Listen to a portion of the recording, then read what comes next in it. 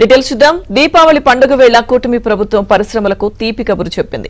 త్వరలో 1500 కోట్ల పారిశ్రామిక ప్రోత్సాహకాలను విడుదల చేయనున్నట్లు ప్రకటించింది. ఎక్స్ వేదిక ద్వారా సీఎం చంద్రబాబు ఈ విషయాన్ని వెల్లడించారు. చీకటిని తరిమేస్తూ వెలుగులు నింపేది దీపావళి పండుగని, అలాంటి పండుగ వేళ పరిశ్రమలకు ప్రోత్సాహకాలు విడుదల చేసి ఆయా సంస్థలకు చేయూతనివ్వాలని నిర్ణయం తీసుకున్నామని అన్నారు. రాష్ట్ర ప్రగతిలో భాగస్వాములైన పారిశ్రామికవేత్తలకు అండగా నిలవాలన్న లక్ష్యంతో ఆర్థిక ఇబ్బందులు ఉన్నప్పటికీ 1500 కోట్ల ప్రోత్సాహకాలను తొలి విడతగా త్వరలో విడుదల చేస్తామని చెప్పారు. ఆంధ్రప్రదేశ్ను పెట్టుబడులకు అత్యుత్తమ గమ్యస్థానంగా తీర్చిదిద్దడానికి తమ ప్రభుత్వం కట్టుబడి ఉందని చంద్రబాబు పేర్కొన్నారు.